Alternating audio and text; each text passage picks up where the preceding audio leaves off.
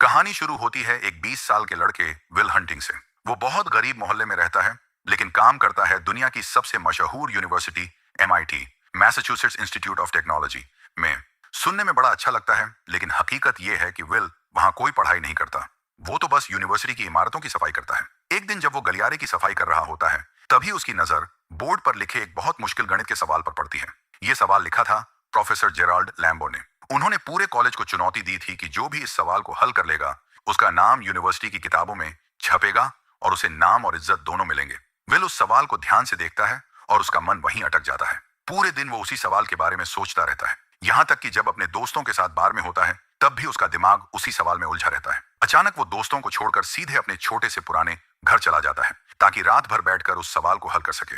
घर में उसके पास बोर्ड नहीं होता, इसलिए वो बाथरूम के शीशे पर हल लिखता है और गलतियां मिटा मिटा कर कोशिश करता रहता है। कई घंटों बाद आखिरकार वो सवाल हल कर देता है। कुछ दिनों बाद जब वो काम पर जाता है, तो सफाई करते करते ही बोर्ड पर सही हल लिख देता है।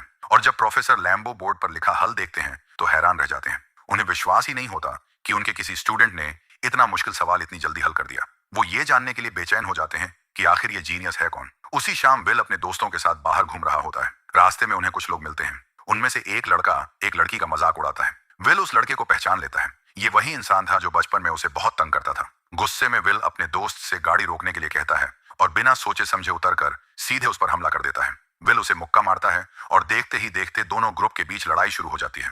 थोड़ी देर में पुलिस वहां पहुंच जाती है। विल के दोस्त उसे बचाकर खींचने की कोशिश करते हैं, लेकिन तब तक देर हो चुकी होती है। पुलिस विल को गिरफ्तार कर लेती है। अगली सुबह प्रोफेसर लैम्बो अपने स्टूडेंट्स को लेक्चर देते हैं। सबकी नजर उन्हीं पर टिकी होती है, क्योंकि सब ये जानना चाहते हैं कि आखिर वो कौन है जिसने इतना मुश्किल सवाल हल किया। लेकिन क्लास में कोई भी इसका जवाब नहीं देता। प्रोफेसर थोड़े निराश होकर कहते हैं कि अगर किसी ने पिछला सवाल हल कर लिया है, तो अब मैं तुम्हें और भी कठिन सवाल दूंगा। वो बताते हैं कि ये वही प्रॉब्लम है जिस पर वो और उनके साथी पिछले 2 साल से काम कर रहे हैं, और अब वही सवाल बोर्ड पर लिखा हुआ है। इधर विल पुलिस स्टेशन से बाहर निकलता है और अपने दोस्तों को बताता है कि उसकी अगले हफ्ते कोर्ट की तारीख है। शाम को वो अपनी नौकरी पर जाता है और वहां फिर से बोर्ड पर लिखा एक आसान सा सवाल देखता है। जल्दी जल्दी उसे हल करने लगता है ताकि कोई देख न ले। तभी प्रोफेसर लैम्बो अपने ऑफिस से बाहर आते हैं और विल को बोर्ड पर लिखते हुए देख लेते हैं। वो गुस्से में पूछते हैं, तुम यहाँ क्या कर रहे हो? विल तुरंत माफी मांगकर पीछे हट जाता है। प्रोफेसर को लगता है कि ये लड़का कोई शरारती है जो बस बोर्ड पर बेवजह लिख रहा है। वो उसे पकड़ने की कोशिश करते हैं, लेकिन विल फुर्ती से वहां से गायब हो जाता है। जब प्रोफेसर दोबारा बोर्ड देखते हैं, तो उन्हें पता चलता है कि वहां सही जवाब लिखा हुआ है। ये देख वो दंग रह जाते हैं। शाम को काम खत्म होने के बाद विल अपने दोस्तों के साथ बार में जाता है और बताता है कि उसे नौकरी से निकाल दिया गया है। अब वो यूनिवर्सिटी के अंदर आकर सवाल हल नहीं कर पाएगा। उसके दोस्त पूछते हैं, क्यों निकाला? तो विल मजाक में कहता है, बस मैनेजमेंट ने बदलाव किया है। अगले दिन प्रोफेसर लैम्बो ठान लेते हैं कि अब वो इस रहस्यमयी जीनियस को ढूंढेंगे। वो सीधे सफाई कर्मचारियों के दफ्तर पहुंचते हैं और पूछते हैं, यहाँ काम करने वाले एक लड़के का नाम चाहिए। लेकिन वहां के स्टाफ को लगता है कि प्रोफेसर सफाई की शिकायत करने आए हैं, इसलिए वो तुरंत विल का नाम नहीं बताते। थोड़ा समय बाद ये पता चलता है कि विल MIT में सफाई का काम अपनी मर्जी से नहीं कर रहा था, बल्कि ये कोर्ट की तरफ से दी गई कम्युनिटी सर्विस थी। अब उसका केस सुनने का दिन आ चुका था। कोर्ट में प्रोफेसर लैम्बो भी मौजूद होते हैं। वहां सब देखते हैं कि विल खुद ही अपना केस लड़ रहा है। वो कानून और समाज के बारे में इतनी जानकारी दिखाता है कि सब हैरान हो जाते हैं। लेकिन उसके खिलाफ बहुत सारे पुराने केस होते हैं, इसलिए जज उसे जेल भेज देते हैं और $50,000 की जमानत रख देते हैं।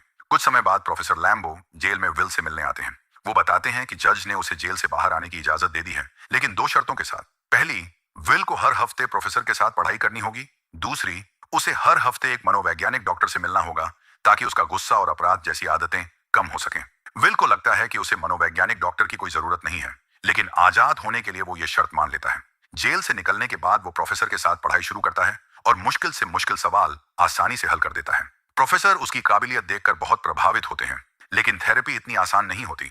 प्रोफेसर कई अलग अलग डॉक्टर बुलाते हैं, लेकिन कोई भी विल को संभाल नहीं पाता। पहला डॉक्टर तो डर ही जाता है, क्योंकि विल उसकी लिखी किताब का मजाक उड़ाता है। विल कहता है कि उसने उसकी किताब एक ही रात में पढ़ ली और उसमें कुछ खास नहीं है। ये सुनकर डॉक्टर गुस्से में सेशन छोड़कर चला जाता है। दूसरे मनोवैज्ञानिक डॉक्टर ने विल को संभालने की कोशिश कुछ अलग तरीके से की। उसने उसे हिप्नोटिज्म में डालकर सुलाने की कोशिश की, लेकिन यह तरीका भी काम नहीं करता। ये देखकर प्रोफेसर लैम्बो लगभग हार मान लेते हैं। तभी उन्हें अपने पुराने कॉलेज के दोस्त शॉन मैगवायर की याद आती है, जो अब एक मनोवैज्ञानिक डॉक्टर है। प्रोफेसर शॉन के ऑफिस में जाकर विल का मामला बताते हैं और उसे साथ मिलकर एक रेस्टोरेंट में चर्चा करने का न्योता देते हैं। शॉन पहले तो मना कर देता है, क्योंकि उसका शेड्यूल बहुत व्यस्त होता है, लेकिन प्रोफेसर लैम्बो उसे समझाते हैं कि विल कोई साधारण लड़का नहीं है, बल्कि एक अलग ही स्तर का जीनियस है। वो उसकी तुलना उस मशहूर गणित के विद्वान से करते हैं जिसने बिना किसी औपचारिक पढ़ाई के बड़े बड़े खोज किए थे। ये सुनकर शॉन आखिरकार विल से मिलने के लिए राजी हो जाता है। पहले सेशन में विल हमेशा की तरह बदतमीजी और मजाक से डॉक्टर को परेशान करने की कोशिश करता है। वो शॉन की बनाई पेंटिंग तक का मजाक उड़ाता है और कहता है कि ये बिल्कुल बेकार है। शॉन इस पर गुस्सा नहीं करता और शांत रहता है। लेकिन जब विल उसके निजी जीवन और उसकी पत्नी का मजाक उड़ाता है, तब शॉन बुरी तरह भड़क उठता है। वो सख्त लहजे में कहता है, अगर तुमने मेरी पत्नी का नाम फिर लिया तो मैं तुम्हें बर्बाद कर दूंगा, और इसके साथ ही सेशन खत्म कर देता है। बाद में जब प्रोफेसर लैम्बो देखते हैं कि शॉन परेशान है, तो वो उसे कहते हैं कि अगर चाहे तो ये केस छोड़ सकता है। लेकिन शॉन साफ कहता है कि वो अगले हफ्ते फिर से विल से जरूर मिलेगा। पहले सेशन के बाद शॉन देर तक विल की बातों के बारे में सोचता रहता है, खासकर जब उसने उसकी पत्नी का जिक्र किया था। ये यादें उसे अकेला महसूस कराती हैं। उधर विल अपनी जिंदगी में थोड़ा आगे बढ़ता है। वो बार में मिली लड़की स्काइलर के साथ डेट पर जाता है। स्काइलर उसे बताती है कि उसे अपने पापा से बहुत पैसे विरासत में मिले हैं और वो स्टैनफोर्ड यूनिवर्सिटी में एडमिशन लेने की सोच रही है। दोनों की शाम बहुत अच्छी गुजरती है और आखिर में एक डाइनर में दोनों किस करते हैं। अब आता है दूसरा थेरेपी सेशन। इस बार शॉन विल को ऑफिस में नहीं बल्कि पार्क की बेंच पर ले जाता है। जैसे ही विल अपनी पुरानी मजाक और तानेबाजी वाली हरकतें शुरू करता है, शॉन उसे रोक देता है। शॉन कहता है कि उसने विल की बातों पर बहुत सोचा है और अब उसके पास कहने को कुछ है। वो बताता है कि विल भले ही बहुत पढ़ा लिखा और तेज दिमाग वाला है, लेकिन असल जिंदगी के बारे में उसे कुछ नहीं पता। वो दुनिया के हर कलाकार के बारे में किताबों से जान सकता है, लेकिन उसने कभी बोस्टन छोड़कर उनकी असली कलाकृतियां नहीं देखी। वो युद्ध पर लिखी किताबें सुना सकता है, लेकिन उसने कभी युद्ध का मैदान नहीं देखा। वो प्यार की कविताएं सुना सकता है, लेकिन उसने कभी किसी औरत से सच्चा प्यार नहीं किया, न ही उसके सामने खुद को पूरी तरह खोला। और सबसे अहम बात, जब तक विल अपने दिल का दर्द खुद नहीं बताएगा, तब तक कोई ये नहीं समझ सकता कि एक अनाथ होने का दर्द क्या होता है। शॉन कहता है कि किताबों से ये सब नहीं सीखा जा सकता। असली सबक जिंदगी खुद सिखाती है। अगले सेशन में विल पूरे टाइम चुप रहता है। शॉन शांति से बैठा रहता है क्योंकि उसे पता होता है कि विल बस उसे परख रहा है, और वो सही निकलता है। अगले ही सेशन में विल चुप्पी तोड़ता है और शॉन को एक गंदा चुटकुला सुनाता है। इसके बाद दोनों हल्की फुल्की बातें करने लगते हैं। विल अपनी डेट के बारे में बता देता है। शॉन पूछता है कि क्या वो स्काइलर से दोबारा मिलेगा। तब विल एक सच्चाई मान लेता है। वो कहता है कि शायद नहीं, क्योंकि वो नहीं चाहता कि स्काइलर की उसकी नजरों में बनी परफेक्ट इमेज टूट जाए। लेकिन शॉन उसे समझाता है कि असल में विल अपनी ही बनाई हुई परफेक्ट इमेज से डर रहा है, लड़की की नहीं। असली रिश्तों में एक दूसरे की कमियां और आदतें स्वीकार करनी पड़ती हैं। शॉन अपनी बीवी की कहानी बताता है, जो हाल ही में कैंसर की वजह से गुजर गई थी। वो कहता है कि उसे उसकी छोटी छोटी आदतें और नखरे सबसे ज्यादा याद आते हैं। असली प्यार और नजदीकी तभी होती है जब हम इंसान को उसकी कमियों के साथ अपनाएं। पहली बार विल ध्यान से सुनता है। दूसरी तरफ विल स्काइलर से मिलने उसके हॉस्टल पहुंचता है।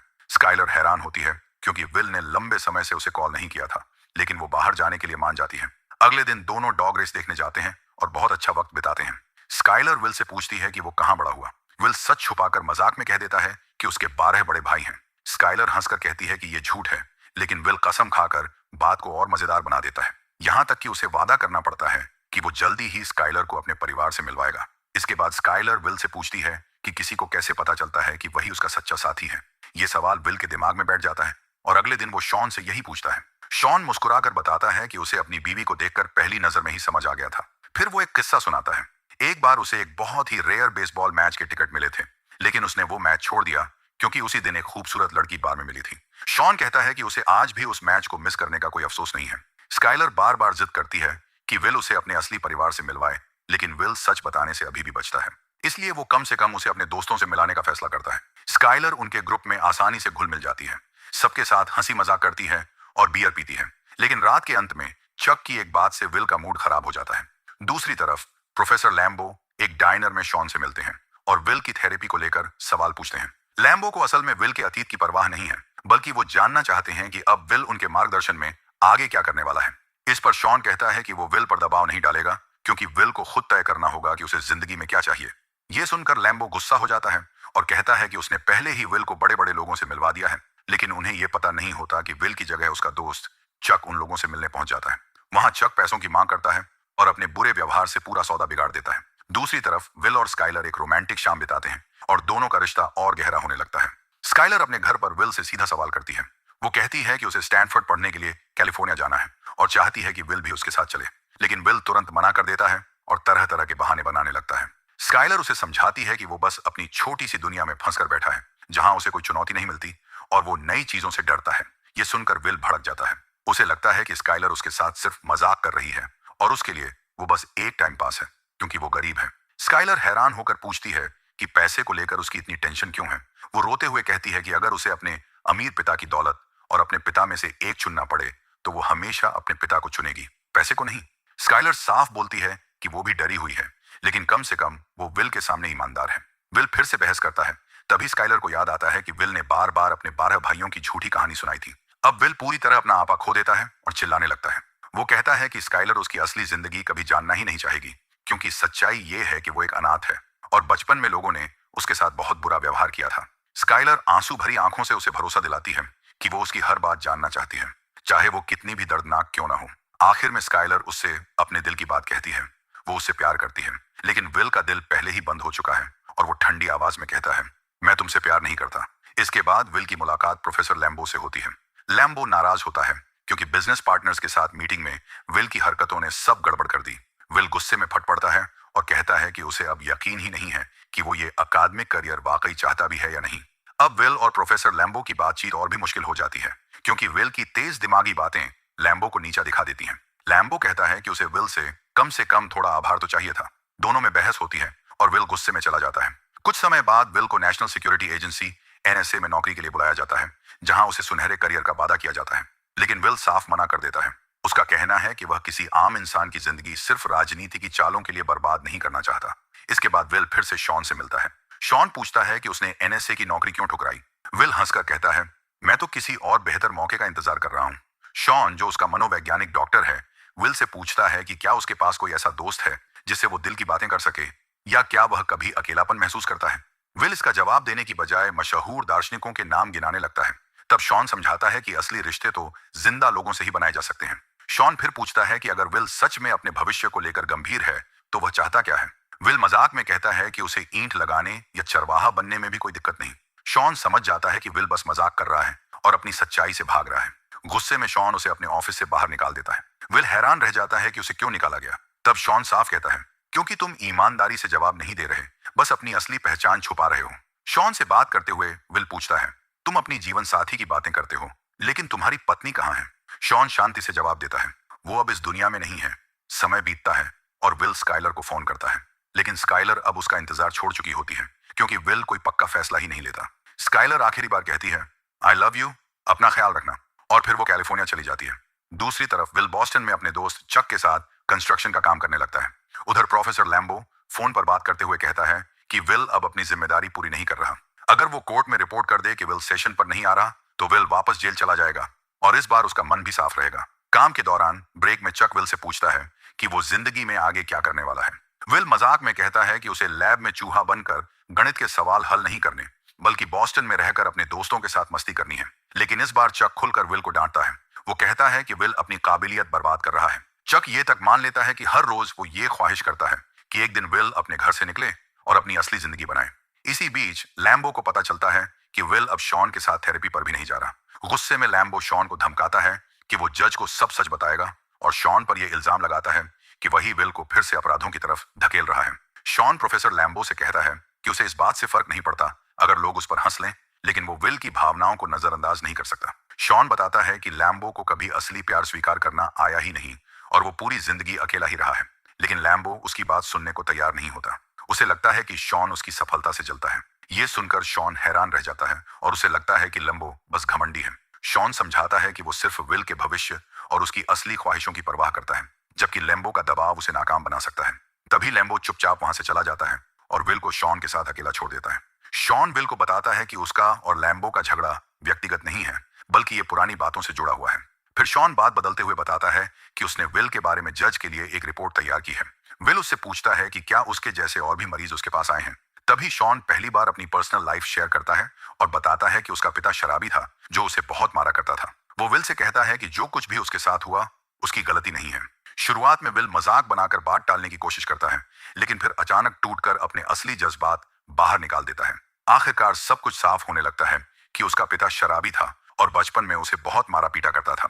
विल अपनी आखिरी सेशन के लिए शॉन के पास आता है और बताता है कि उसने प्रोफेसर लैम्बो द्वारा सुझाई गई कंपनियों में से एक में जॉब ज्वाइन करने का फैसला कर लिया है और वो इस फैसले से खुश है। शॉन भी कहता है कि उसने थोड़ी दुनिया घूमने का सोचा है और जाते जाते अपना नंबर विल को दे देता है।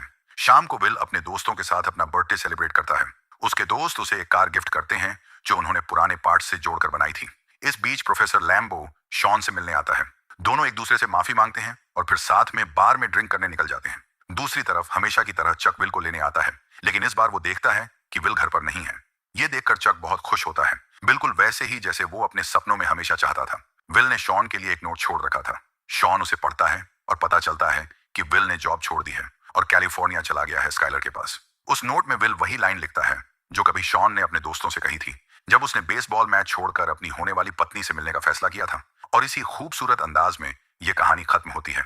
ये कहानी हमें सिखाती है कि जिंदगी में असली जीत डिग्री या नौकरी से नहीं, बल्कि सच्चे प्यार और अपने असली मकसद को पहचानने से मिलती है।